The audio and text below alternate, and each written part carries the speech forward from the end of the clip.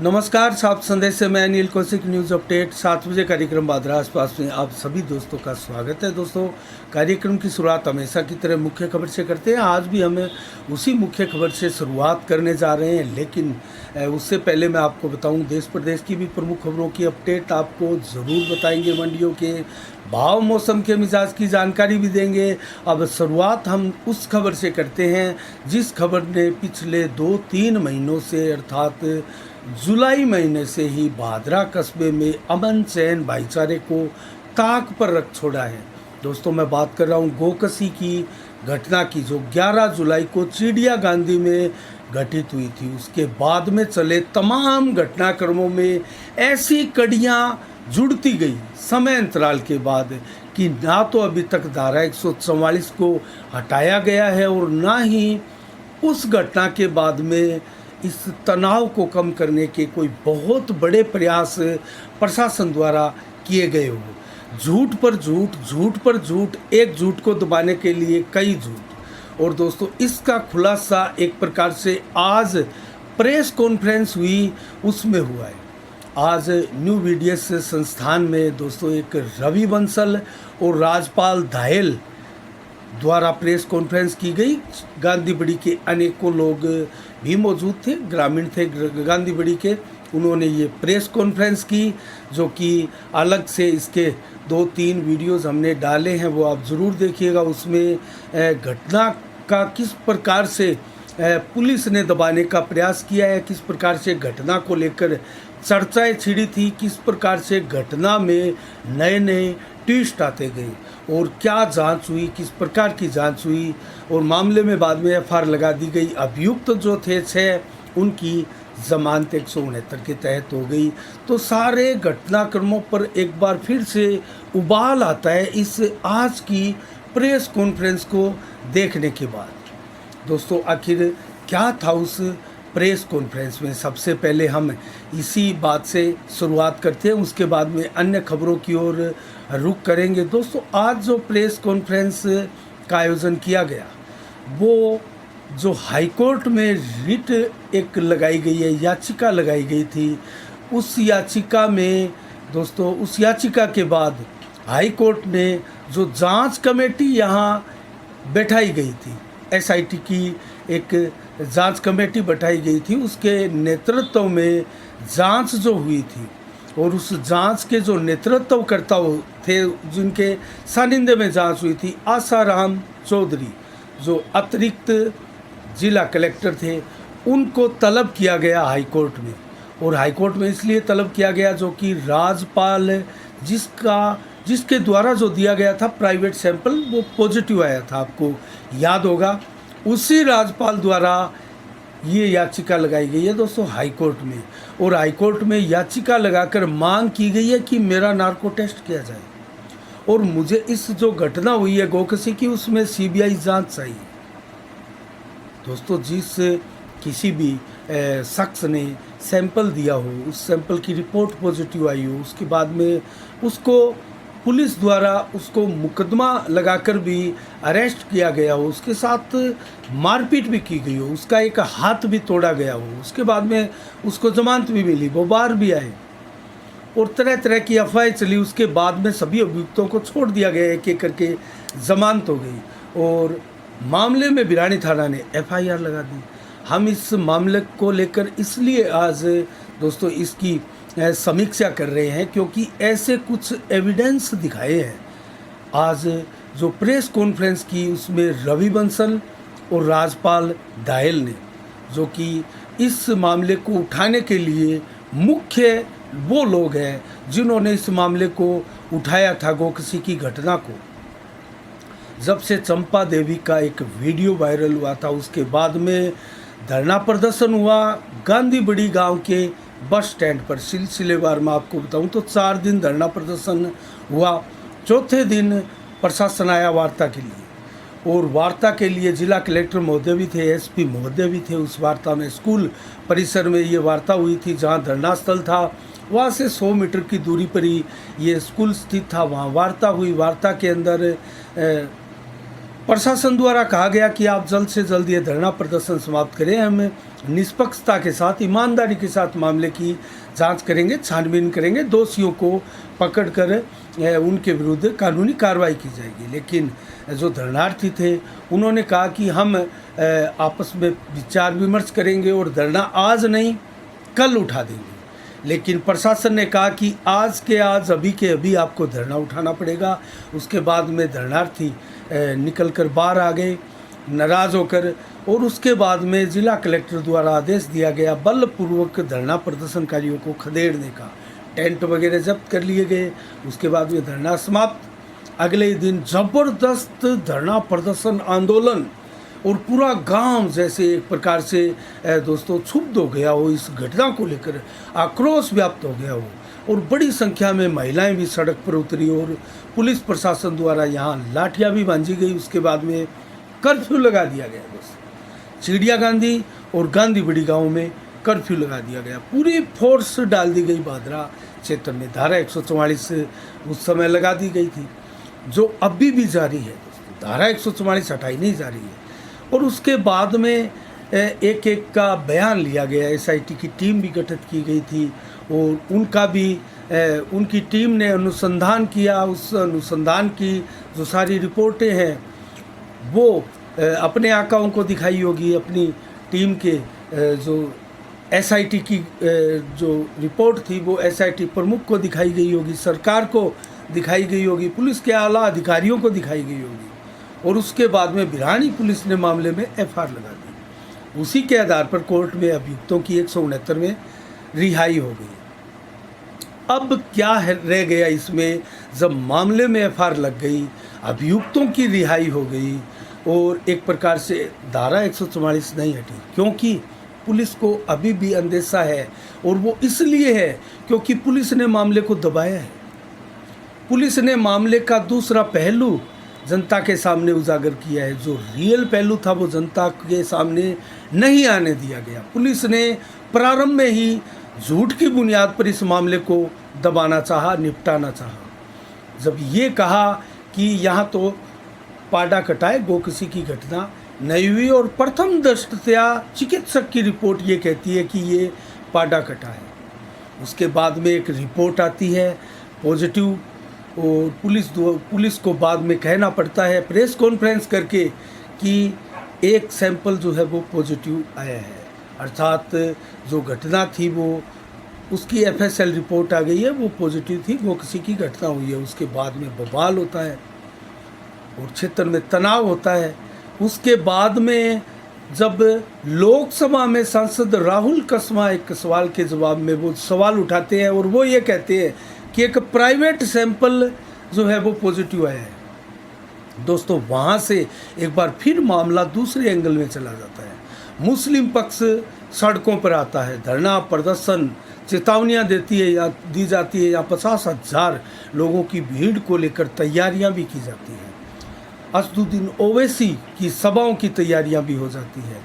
उसके बाद में जैसे तैसे प्रशासन उनको अनुमति नहीं देता है, और मामला फिर एक बार दबाने का, शांत करने का प्रयास पुलिस प्रशासन द्वारा किया जाता है। लेकिन जो मामला था उसको झूठ की बुनियाद पर, झूठ से बार बार झूठ से ढकने का उसको प्रयास किया जाता है। लेकिन हमने पहले भी कहा है, अभी भी कह रहे हैं, आगे भी यही कहेंगे, सच को दबाया नहीं जा सकता, सच को परेशान किया जा सकता है। दोस्तों सच को कुछ समय के लिए भटकाया भी जा सकता है, इधर उधर करके दबाकर उसके ऊपर जैसे तैसे कुछ झूठ की चद्दर परते बिछाकर उसको दबाया जा सकता है, लेकिन उसको मिटाया नहीं जा सकता। सच उभर कर सामने आता है, और दोस्तों इस घटना का सच भी सामने आना चाहिए। हमने ये भी कहा कि हिंदू और मुस्लिम समाज के प्रतिनिधियों का एक प्रतिनिधि मंडल गठित होना चाहिए, 10 या 5 या 15 जो भी है, और साथ में प्रशासन को भी आगे आना चाहिए, जनप्रतिनिधियों को भी आगे आना चाहिए। एक मेज पर बैठकर इस समस्या का समाधान करना चाहिए, और क्षेत्र में अमन चैन भाईचारे को लेकर, शांति व्यवस्था को लेकर प्रयास करना चाहिए।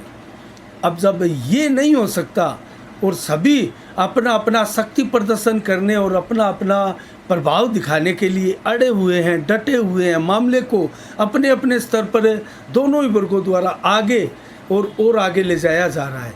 एक तरफ से SIT और CBCID की जांच की मांग, एक तरफ से CBI जांच की मांग। इसका अंतर भी हमने आपको बताया। राजस्थान सरकार और हाई कोर्ट के लिए एक प्रकार से जवाबदारी तय करने वाली CBCID की मांग, और सुप्रीम कोर्ट और केंद्र सरकार के लिए और हाई कोर्ट के लिए जवाबदारी तय करने वाली CBI की मांग। सभी पक्ष CBI की मांग नहीं कर रहे हैं, हिंदू पक्ष कर रहे हैं, और विशेषकर वो लोग कर रहे हैं जिनका सैंपल पॉजिटिव आया था, और वो अपने नार्को टेस्ट की मांग कर रहे हैं। आज सबूत उन्होंने क्या दिखाए दोस्तों, उसके ऊपर भी हम बात करेंगे।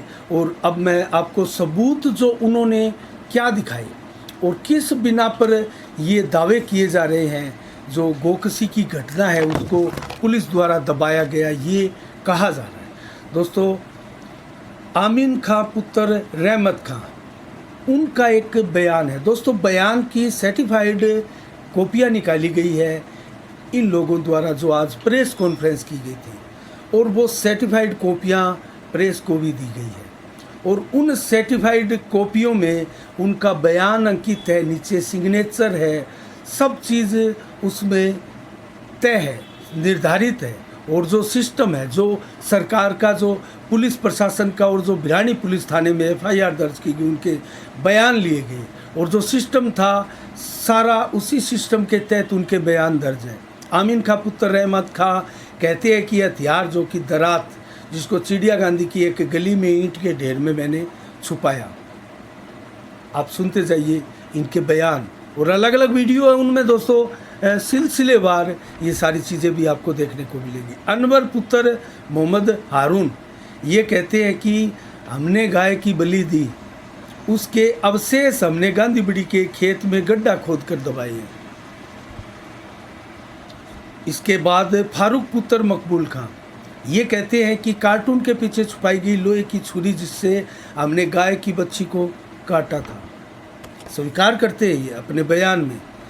और इसके बाद रजाक पुत्र मुंशी खां, उन्होंने कहा कि चाकू से गाय की बच्ची को हमने काटा, पानी से हथियार को धोया, उसके बाद में उसको छुपाया, और वहाँ छुपा हुआ है, और साथ जाकर उसको पुलिस को हम दिखा भी सकते हैं, बता भी सकते हैं, बरामद भी करवा सकते हैं।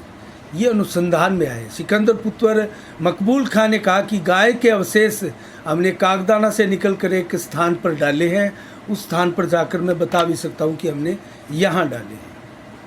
अर्थात गाय के जो अवशेष थे उस बच्ची के, उसके अवशेष 2 जगह दबाए गए, चिड़िया गांधीबड़ी के एक खेत में और कागदाना से आगे खाली जगह में। उसके अलावा 4-5 लोगों के पास चाकू, छुरी जिससे उसको काटा गया, वो होना भी बताया गया, और उसके बाद में धोकर हमने वहाँ फलानी जगह उसको छुपाया है, गाय को हमने, बच्ची को हमने काटा है। इस प्रकार के दोस्तों बयान इनके लिखित में सर्टिफाइड कॉपियों द्वारा आज प्रेस कॉन्फ्रेंस की गई, उसमें दिखाया गया, बताया गया। रवि बंसल द्वारा, राजपाल धायल द्वारा जिनको खूब पीटा गया, पुलिस हिरासत में जिनको प्रताड़नाएं दी गई, अब वो उनकी जमानत भी हो गई, क्योंकि उनके विरुद्ध कोई बहुत बड़ा आरोप नहीं था, उनके विरुद्ध एविडेंस नहीं मिले थे, उनको जमानत भी देनी पड़ी थी पुलिस को। अगर मामले में जैसा कि भिरानी पुलिस कह रही है FIR लग गई, ये मामला झूठा था, तो आरोप लगाने वाले लोगों के ऊपर कार्रवाई क्यों नहीं हुई? रवि बंसल क्यों फ्री घूम रहा है? राजपाल धायल को क्यों जमानत दी गई? क्यों फ्री घूम रहे हैं वो? अगर इनके द्वारा आरोप लगाए गए आरोप सही नहीं है, तो इनको क्या राइट है किसी लोगों पर इतने गंभीर आरोप लगाने की, जो आरोप पुलिस को FIR लगा के उस फाइल को बंद करना पड़ा?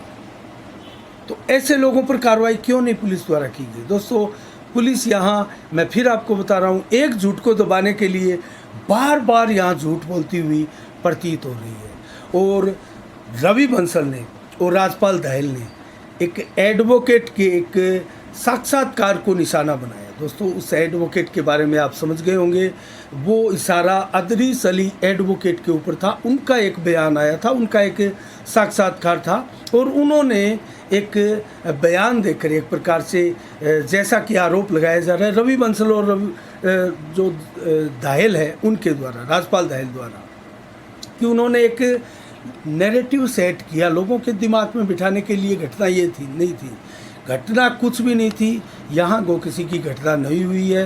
और दोस्तों उन्होंने एक प्रकार से कई झूठ बोला, ऐसा रवि बंसल ने कहा, 14 झूठ बोले हैं उन्होंने। तो सच आखिर क्या है? क्या SIT, CBI, CID, CB की जांच या फिर कोई और उच्च स्तरीय जांच, इसमें क्या सच उजागर सामने आएगा?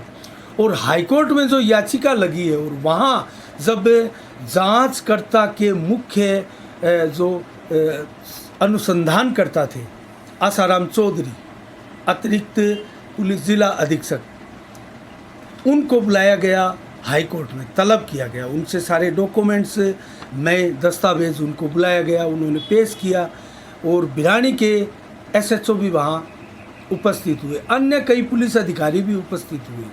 अभी भी 13 अक्टूबर की तारीख दी गई है और इन सभी को फिर बुलाया है, पूरा का पूरा रिकॉर्ड लेके, और साथ में बुलाया गया है हाईकोर्ट द्वारा FSL रिपोर्ट जिन अफसर ने दी थी उनको बुलाया गया है।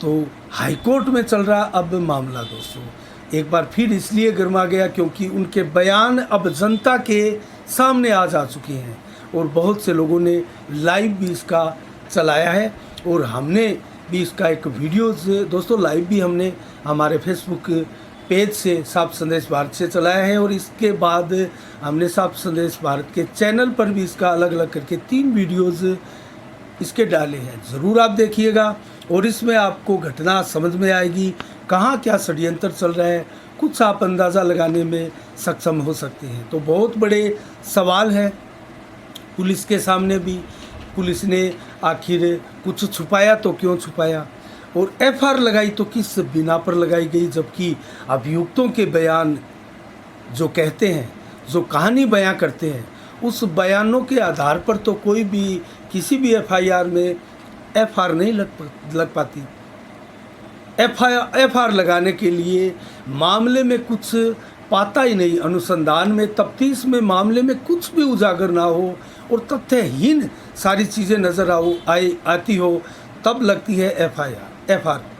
लेकिन यहाँ FR लगाई गई, ये लिखित बयान इनके अनुसंधान में पाए गए हैं और जो आज कोर्ट में भी उनको, हाई कोर्ट में भी पेश करने पड़ेंगे। तो कैसे FR लगा दी गई, क्या ये रीओपन अब फाइल होगी, क्या ये मामला फिर से CBI जांच में जाएगा, क्या इसकी CBI जांच मिलेगी, और कई चीज़ें आज क्लियर हुई है। विस्तार से जानने के लिए आपको वीडियोस देखने पड़ेंगे क्योंकि वो 1 घंटा से भी अधिक के अलग अलग वीडियोस बने हुए हैं और इस 7 बजे के बुलेटिन में विस्तार के साथ पूरी चीज़ें बारीकी के साथ हम आपको नहीं बताएंगे। हमने आपको मुख्य रूप से, मौखिक रूप से मुख्य जो पॉइंट थे उसके बारे में बताया है। तो दोस्तों गो किसी की घटना में इतना ही, नज़रें हमारी बनी रहेगी, आगे इसमें क्या होता है स्पष्ट कहा है जिन्होंने प्रेस कॉन्फ्रेंस आज की रवि बंसल, राजपाल दाहिल ने, कि हम मामले को आगे तक लेकर जाएंगे और CBI की जांच की मांग हम बार बार कर रहे हैं। हमारे सभी टीम का नार्को टेस्ट कीजिए, इसकी भी मांग हम कर रहे हैं। तो कहाँ है आखिर झूठ और कहाँ दबा पड़ा है सच, और कौन सा झूठ अफवाह के रूप में फैल रहा है। दूध का दूध पानी का पानी दोस्तों होना चाहिए और मामला उजागर होना चाहिए, सत्य आगे आना चाहिए, इसमें कतई कोई दोहराई नहीं है।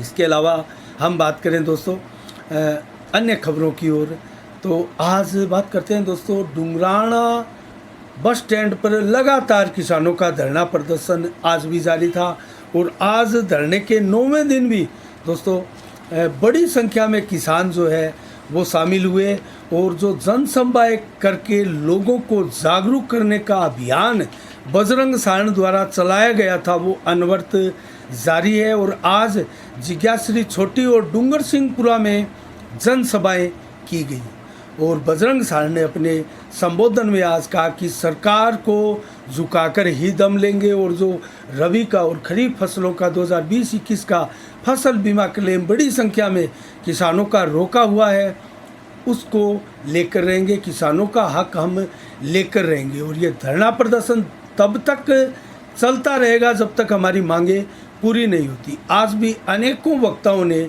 संबोधित किया है दोस्तों। इसके अलावा हम बात करें दोस्तों जो कांग्रेस का संकट वर्तमान में चल रहा है उसकी, तो माकन ने अशोक गहलोत को क्लीन चिट दे दी है। जिस प्रकार से अजय माकन के बयान आ रहे थे कि वहाँ अनुशासनहीनता हुई है। जब हम राजस्थान में गए अलग से विधायकों की बैठक हुई और अशोक गहलोत के समर्थक विधायकों ने अनुशासनहीनता की, लेकिन अशोक गहलोत को तो क्लीन चिट दे दी गई, लेकिन शांति धारीवाल, महेश जोशी और राठौड़ को तीनों नेताओं को नोटिस थमा दिए गए और कारण बताओ नोटिस थमाकर जवाब मांगा गया है कि उन्होंने ऐसा क्यों किया, अनुशासनहीनता क्यों की।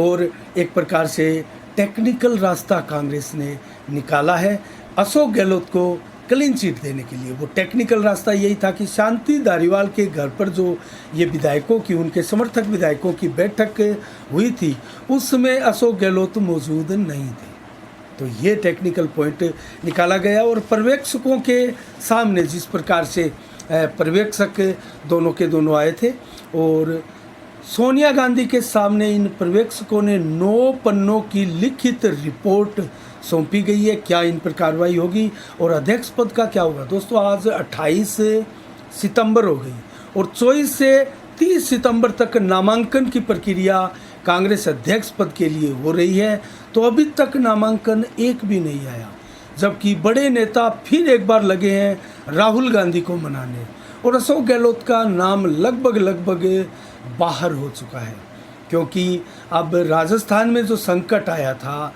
वो संकट के चलते अगर अशोक गहलोत यहाँ फार्म भरकर अध्यक्ष के और चुनाव लड़ते हैं कांग्रेस अध्यक्ष पद के लिए, तो यहाँ राजस्थान में गंभीर संकट उत्पन्न हो गया, क्योंकि सचिन पायलट को मुख्यमंत्री बनाने की नौबत थी। उनको गहलोत भी नहीं बनाने देना चाहते और ना गहलोत के समर्थक ये चाहते हैं, लेकिन ये रस्साकसी, ये आपसी खींचातान और ये भारी फूट कांग्रेस को कहाँ लेकर जाएगी और खड़गे दिग्विजय सिंह, कमलनाथ या गहलोत या फिर राहुल गांधी फिर अध्यक्ष बनेंगे, ये देखने वाली बात है। अभी तक फार्म नहीं आया है, 2 दिन बाकी है, देखते हैं, नज़रें हमारी लगातार बनी रहेगी। इसके अलावा पीएफआई की लगातार दोस्तों रेड जारी है और पीएफआई ने बहुत बड़ा कदम उठाया। एक प्रकार से पीएफआई पर जो कदम उठाया गया बहुत बड़ा, ईडी और एनआईए ने दोस्तों, उसके बाद में आज गृह मंत्रालय ने, भारत सरकार ने पीएफआई को 5 साल के लिए बैन करके सारे प्रकरण पर एक प्रकार से पटापैक्स कर दिया सारे प्रकरण का।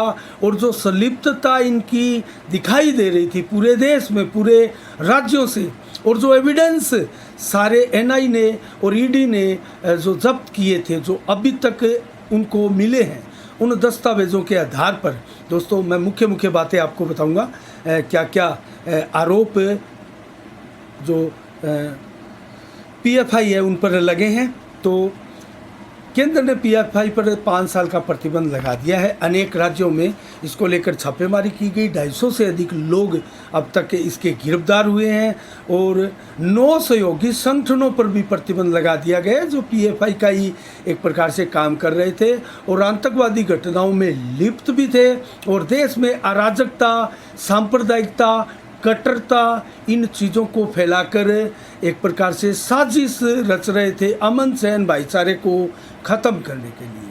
तो दोस्तों जो संगठन है करीब 8-9 नाम आ रहे हैं, एक संगठन का क्लियर नहीं हो पा रहा है, लेकिन ये RIF rehab India foundation, CFI campus front of India ये नंबर 2 और AIIC दोस्तों ऑल इंडिया इमाम काउंसिलिंग, इसके अलावा NCHRO National Confederation of Human Rights Organisation दोस्तों इस पर भी प्रतिबंध लगा है।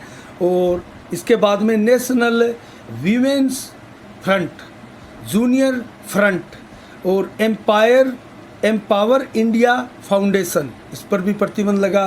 रिहैब फाउंडेशन, इन 8 संगठनों पर जो कि सहयोगी संगठन है, सब पर प्रतिबंध लगाया है। और जो सरकार ने जो सबूत पेश किए, तथ्य पेश किए, इस आधार पर लगाए गए हैं, वो हमने आपको बताया। एक बार फिर बताऊं तो तमाम संगठन ये जुड़े हुए, इनकी गैर कानूनी गतिविधियां थी और शांति धार्मिक सद्भाव के लिए, ये देश के लिए खतरा उत्पन्न हो गए थे। आतंकवाद का समर्थन ये लोग कर रहे थे और एजेंसियों की जांच के बाद ये कदम उठाया गया है। अंतर्राष्ट्रीय स्तर पर इनके तार जुड़े हुए मिले हैं। कुछ लोग, इनमें से अधिकांश लोग जो सिमी जो आतंकवादी गतिविधियों में लिप्त थी, उसको बैन कर दिया गया था, उसी के नेता है जो कि पीएफआई में आ गए हैं। और पीएफआई के आईएसआईएस से भी संबंध है और साजिश के तार मिले हैं। बांग्लादेश के भी कुछ आतंकवादी संगठनों से इसके तार मिले हैं। और क्या अब ये नेता या पीएफआई के जो बचे हुए लोग हैं वो कोई दूसरा संगठन बनाएंगे और उसके बाद में फिर वही गतिविधियां होगी? दोस्तों, ये लगातार सिस्टम चल रहा है। सरकार इसके ऊपर अब बहुत गंभीर हो चली है। और इसके अलावा दोस्तों, हम बात करें आज क्या खास विशेष दिवस है 28 सितंबर को, तो आज लता मंगेशकर, महान गायिका, उनका आज जन्मदिवस है। 1929 को उनका जन्म हुआ था। और भगत सिंह जो कि महान स्वतंत्रता सेनानी है, उनका भी 1907 में आज के दिन जन्म हुआ था। और शिरडी के बाबा साईं बाबा, उनका भी 1836 में आज के दिन जन्म हुआ था, उनका जन्म दिवस मनाया जाता है। और इसके अलावा रणबीर कपूर, फिल्मी अभिनेता, 1982 को आज के दिन उनका जन्म हुआ था। अब जल्दी से मंडियों के भाव बताएं तो नोहर में मोट दोस्तों 5768 रुपये प्रति क्विंटल और चना 4606, ग्वार के भाव 4790, मूंग के भाव 7100, सरसों के भाव 5650, गेहूं के भाव 2253 और इसके अलावा जौ के भाव 2511, बाजरी के भाव 1851, जबकि मेथी के भाव 5291, नरमा 8631, कपास 8400 रुपये प्रति कुंटल, रावतसर में नरमा 8462, ग्वार के भाव 4760, मूंग के भाव 6641, मोट के भाव 5634, गेहूं के भाव 2221, सादुलपुर मंडी में ग्वार 4950, चना 4675 रुपये प्रति कुंटल और मूंग के भाव 7000, मोट के भाव 5700, गेहूं के भाव 2300, बाजरा के भाव 1850। एलनाबाद मंडी में नरमा 8800, कपास 8270, सरसों के भाव 5780, ग्वार के भाव 4650, गेहूं के भाव 2211, मूंग के भाव 6930। सरसा मंडी में सरसों 5821, नरमा 8991। आज की अंतिम मंडी आदमपुर में सरसों 5521, नरमा 9061 सर्वाधिक और ग्वार के भाव 4746 रुपये प्रति क्विंटल। और आज के मौसम के मिजाज के बारे में बताऊं तो 29 से 33 डिग्री टेम्परेचर बना रहा। कुछ गर्मी का सा एहसास हुआ। बादलों का आना जाना ज़रूर रहा, लेकिन मात्र 40 से 50% बादल छाए रहे। बरसात वाले परिवर्तनशील मेघ ज़रूर नहीं थे। बरसात की चेतावनियाँ बिल्कुल नहीं है, कल के लिए भी नहीं है। और 26 से 32 डिग्री टेम्परेचर दिन में, 34 से 35 कल दोपहर को मैक्सिमम के रूप में और 30 से 33 देर शाम को रहेगा। जबकि मात्र 1% से 30-40% तक दिन में बादल छाए रहेंगे और रात्रि को भी बादल बिल्कुल नहीं होंगे। आसमान साफ होगा। 27 से 28 डिग्री टेम्परेचर देर शाम 12 बजे तक रहेगा और लगभग 4 से 11 किलोमीटर की रफ्तार से हवाएं चलेगी। आज के लिए इतना ही। कल ठीक शाम 7 बजे फिर आपसे रूबरू होंगे नई खबरों के साथ, नई समीक्षा के साथ। तब तक के लिए आप अपना बहुत बहुत ख्याल रखिएगा। मुझे दीजिएगा इजाज़त। साफ संदेश से मैं अनिल कौशिक। नमस्कार। जय भारत, जय जय राजस्थान।